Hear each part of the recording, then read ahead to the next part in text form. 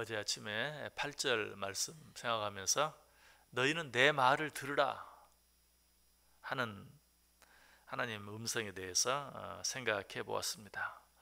하나님께서 그토록 간절하게 내 말을 들으라, 제발 내 말 좀 들어라 고 말씀하신 후에 제일 먼저 하신 말씀이 어떤 말씀인가? 8절 뒤에 있는 9절 말씀이죠. 어떤 말씀이에요? 너희 중에 다른 신을 두지 말며 이방신에게 절하지 말지어다. 어떤 말씀입니까? 십계명 가운데 첫 번째 계명, 제1계명에 해당되는 말씀이죠. 출애굽기 20장에 십계명이 나와 있는데 3절에 보면 너는 나 외에는 다른 신들을 내게 두지 말라.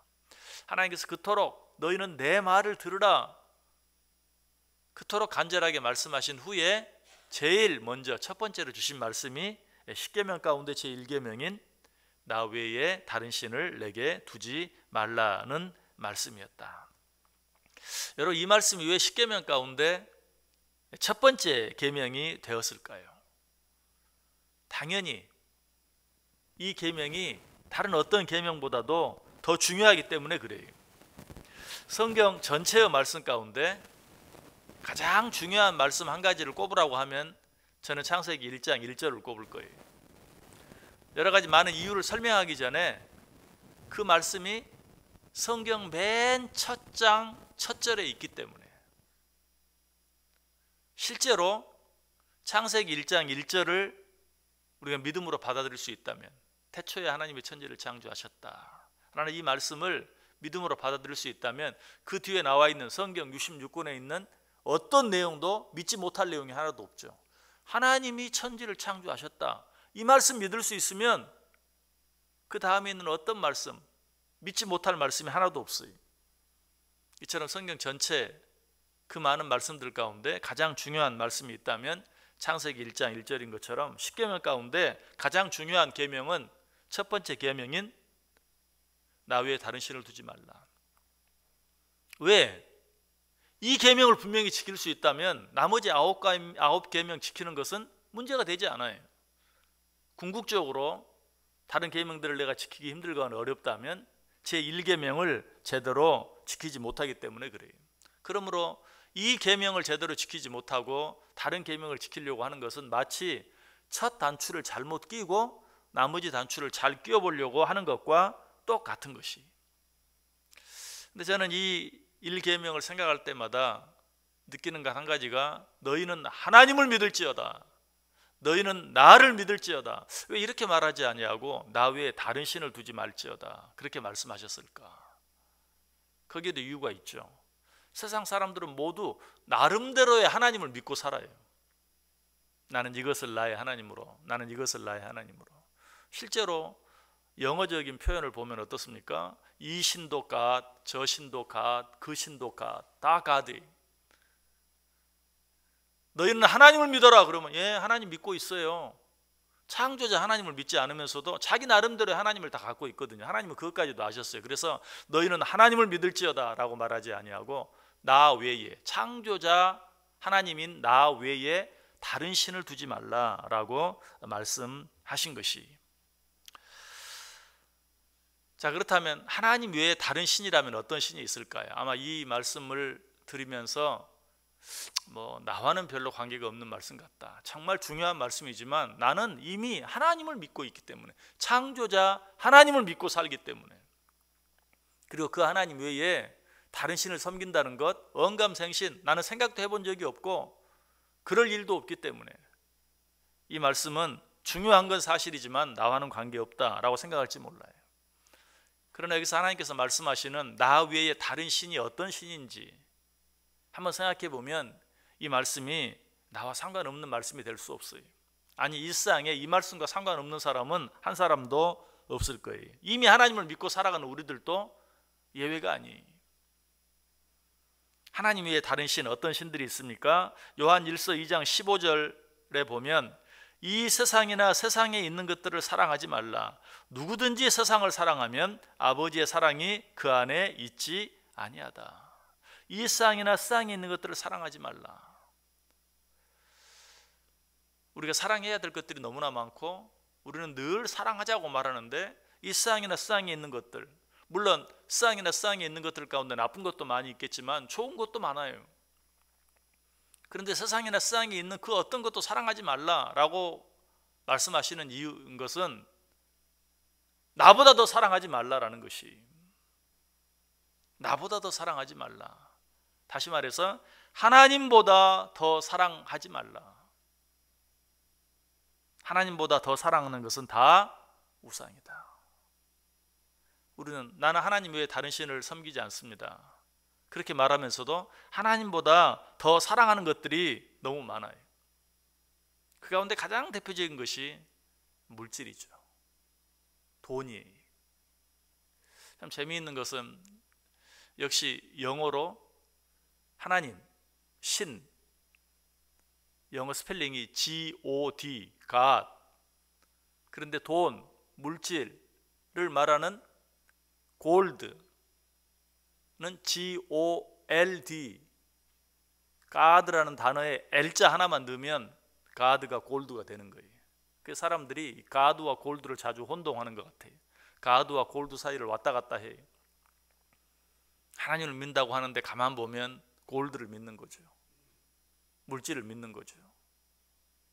그 사이를 왔다 갔다 하며 살아갈 때가 참 많아요. 하나님도 이 사실을 알았어요. 그래서 마태복음 6장 24절에 한 사람이 두 주인을 섬기지 못할 것이니 혹 이를 미워하며 저를 사랑하거나 혹 이를 중히 여기며 저를 경히 여김이라. 너희가 하나님과 재물을 겸하여 섬기지 못하느니라. 여러 가지 많은 것들 가운데 너희가 자꾸 하나님과 재물 사이를 왔다 갔다 하는구나. 이 두 가지를 함께 섬길 수 없다라고 말하고 있어요. 그래서 우리는 분명 하나님을 믿으면서도 하나님을 믿는다는 사실은 의심할 여지가 없는데도 자세히 가만히 들여다보면 가드와 골드 사이를, 하나님과 물질 사이를 왔다 갔다 할 때가 많이 있다. 또 한 가지 있다면 무엇입니까? 자녀입니다. 자녀. 우리의 자녀들. 우리는 때때로 하나님보다 자녀를 더 중히 여기고 귀하게 여기면서 살아갈 때가 있어요. 자녀 때문에 하나님의 마음을 아프게 하고 하나님을 서운하게 할 때가 많이 있다는 것이. 그러나 성경은 뭐라고 말해요? 자녀는 여호와의 주신 기업이다. 하나님이 내게 맡기신 것이 내 것도 아니. 그 자녀 때문에 하나님의 마음을 아프게 하거나 서운하게 하는 것이 있다면 그 자녀가 나의 우상이 되는 것이. 왜? 하나님보다 더 사랑하는 것은 죄라고 했어요. 특별히 자녀들을 하나님보다 더 사랑하는 것, 그것은 하나님이 기뻐하지 않는다. 마태복음 10장 37절에 말하죠. 아들이나 딸을 나보다 더 사랑하는 자도 내게 합당하지 아니하다라고 이야기하고 있습니다. 한 가지만 더 이야기한다면 현대인들의 많은 우상 가운데 쾌락이 있어요. 여러분도 쾌락 그러면 아주 나쁜 저질의 쾌락 이런 것들만 생각하기가 쉬워요. 그러나 그렇지 않아요. 여기서 말하는 쾌락, 뭘 말할까요? 하나님께 예배 드리는데 방해가 되는 것이 있다면 그것이 다 쾌락입니다. 뭔가 내가 기뻐하는 것이 있어요. 즐거워하는 것이 있어요. 하고 싶은 것이 있어요. 그래서 가끔 예배 드리는 일에조차 손해를 봐요. 그것이 바로 쾌락이, 내가 즐거워하는, 내가 너무 좋아서, 내가 너무 좋아해서 가끔 예배 드리는 일까지도 좀 미루고 싶은, 한번 거르고 싶은 이런 마음이 들게 하는 모든 것들, 결국 하나님보다 더 사랑하는 것들이죠. 그러한 것들이 바로 쾌락이다. 성경은 특별히 쾌락에 대해서 말세가 가까울수록 이런 쾌락을 사랑하는 사람들이 점점 더 많아질 것을 이야기하고 있어요. 디모데후서 3장 4절에 보면 쾌락을 사랑하기를 하나님 사랑하는 것보다 더한다. 언제? 말세가 가까워질수록. 이 말은 다른 말이 아니, 세상에 나를 기쁘게 하는 여러 가지 많은 일들을 예배 드리는 것보다 더 좋아한다 라는 그런 말이. 히브리 10장 24절에 있는 말씀과 정확하게 연결이 되죠. 마지막 때가 되면 모이기를 패하는 어떤 사람들의 습관과 같이 라는 말이 나오잖아요. 왜 마지막 때가 가까우면 점점 더 모이려고 하지 않는, 예배 드리려고 하지 않는 그런 일들이 많아질까요? 나를 즐겁게 하는 일들이 점점 더 많아져요. 예배의 방해거리들이 점점 더 많아져요. 여러분, 우리는 이러한 것들을 하나님보다 더 사랑하지 않기 위해서 애쓸 수 있어야 돼요. 그런데 여기까지는 그래, 그러면 안 되지. 돈을 하나님보다 더 사랑하면 안 되지. 자녀를 하나님보다 더 사랑하면 안 되지. 쾌락을 하나님보다 더 사랑하면 안 되지. 나름대로 알고 조심해. 그런데 그것이 잘못인 줄조차 알지 못하고 가까이 하고 사랑하고 좋아하는 것들이 있어요. 그것은 우리의 경험, 지식, 지혜, 이런 것들은 그것이 잘못된 것인 줄도 모르고, 때때로 하나님의 말씀을 보면서도 에이, 그럴 리가 있어, 그런 뜻으로 말씀하신 거 아닐 거야, 내가 지금까지 살아본 경험으로 봤을 때, 내가 가지고 있는 지혜나 지식으로 봤을 때 하나님께서 말씀하시는 것, 에이, 설마 이것까지, 그건 아니지. 내 경험이나 내 지혜나 내 지식으로 재려고 하는 것, 이것도 하나님보다 나의 경험이나 지혜나 지식을 앞세우는 일종의 우상이죠. 성경은 뭐라고 말합니까? 여호와를 경외하는 것이 지혜의 근본이요, 여호와를 경외하는 것이 지식의 근본이다. 아무리 그럴듯한 생각이 있다 할지라도 하나님을 경외하는 마음을 앞세우는 그 마음이 없다면 그것까지도 우리에게 우상이 될 수 있다. 특별히 요즘 젊은이들, 뭐 남녀노소 가릴 거 없지만 특별히 요즘 젊은이들, 현대의 젊은이들이 또 자칫 우상으로 섬기고 있는 것들이 있죠. 그건 뭡니까? 인기라는 거죠. 인기. 뭐 인기를 누리려고 하는 것 자체를 죄로 생각하는 사람들이 없어요.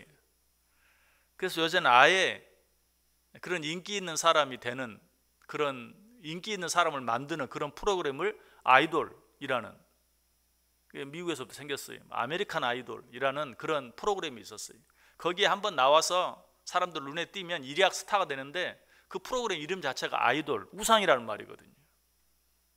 근데 모든 아이들이 그런 자리에 서기를 다 원해요. 그러면서도 그것이 죄인 것을 알지 못해요.